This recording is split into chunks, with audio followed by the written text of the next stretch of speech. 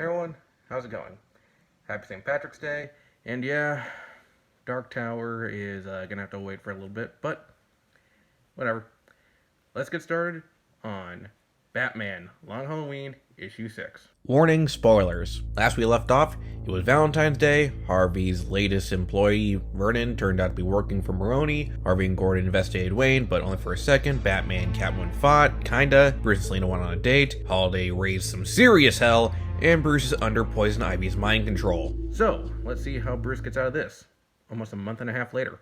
We open to Carmine Falcone welcoming the return of his daughter Sophia Falcone, who comes home to help her family deal with Holiday. Meanwhile, we see Bruce at his meeting actually saying that he should assist Falcone with his money. He's fully aware of what he's saying isn't really him saying these things, but because of Ivy's powers, he's helpless. Luckily, while walking out of the building, Selina notices Ivy in Bruce's limo. As that's going on, Jim and Harvey are discussing what they're gonna do since it's St. Patrick's Day and they know a holiday is about to strike. Although Harvey is more focused on going after Wayne since he's still under the belief that Bruce is linked to the Roman. But Jim insists that it'd be more important to get Maroni since he believes that he is the weak link, all while Vernon is listening outside. Elsewhere, we meet with Carla, who is being told by Sophia that since the original plan with the money is going pretty well, that Falcone is completely dedicated into finding Holiday, and they plan to attack one of Maroni's safe houses, still under belief that Maroni knows something about Holiday. I guess no one told him about the attack last month. Later that night, we see Bruce and Ivy having dinner, is attacked by Catwoman, who tries to save Bruce, though it gets complicated when the mind-controlled Bruce Wayne is told to attack Selina.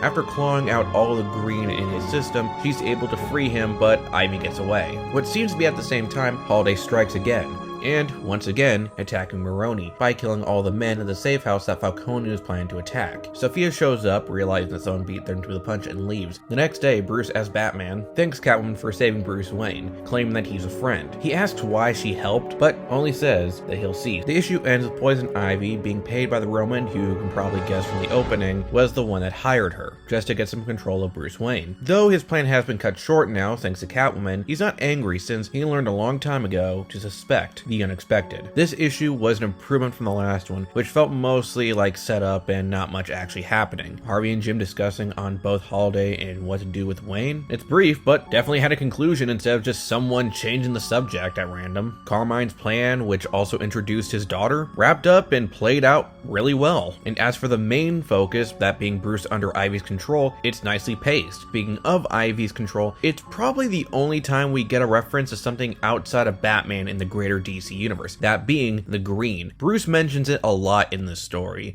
and if you're not aware what the green is a force in the universe that is linked to all plant life, which was introduced in the pages of the Swamp Thing comics. It's not too much of a big deal, I just thought it was cool. As for the characters, let's start with Bruce, who though is under Ivy's control, as I mentioned, we do get to go into Bruce's head and how he's trying to deal with this situation. He wants to fight back, but the power over the green is overwhelming him, keeping him pacified. By the time he's freed, he's left confused and concerned. Confused on why Catwoman would help him, and yeah, we all know why, but he doesn't know that yet. And concerned because, well, all the damage he caused under Ivy's control.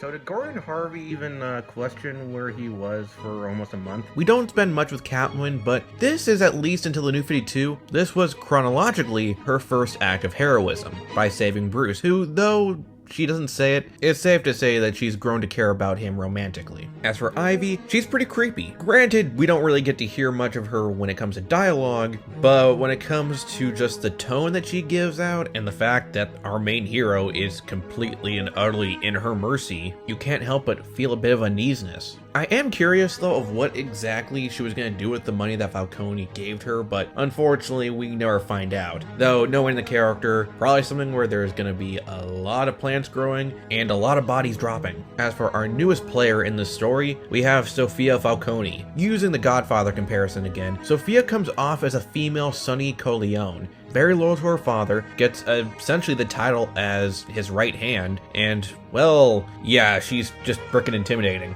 As for the characters, once again, great job, though not too much where I can talk about them individually. Though I will say with Carmine, it is interesting that he's more willing to work with supervillains while the other mobsters in Gotham really want to stay clear from them. And this wouldn't be the last time he would do this. As for suspects, well, nothing really changed. The two prime suspects right now are Harvey and Selina. And yeah, I know the whole thing with Selina saving Bruce while Holiday was going on, but as I said, it only seemed to be going on at the same time. A lot of mysteries do have the tendency to make you believe that certain events are happening simultaneously. With Harvey's motivation and Selina's skills, they are both primed to be the two suspects. As for the art, still great, and I gotta say that the image of Bruce with all those leaves was still very chilling despite the fact that it didn't go overly grotesque, which is very impressive. And the fight between Catwoman, the mind-controlled Bruce, and Ivy was handled pretty well. I really dug this book, though I will say that though while the other issues did a pretty decent job of kind of giving you the feel of the holidays it's taking place on, this one didn't really give you much of a St. Patrick's Day feel. But when it comes to story, it's pretty solid. Thanks for watching. Like, share, subscribe. Have a happy St. Patrick's Day. And if you don't mind, I got some... Woohoo! Ash, did you get in my frickin' whiskey again? Happy St. Patrick's Day. Sorry that the camera's a little bit off, but unfortunately the person who, sets up my camera decided to take my whiskey and get drunk off his ass. Thanks a lot, Ash. Hey, you want me to say yada yada? What? You want me to say yada yada? Are you referencing something? What the hell are you talking about? Yada yada!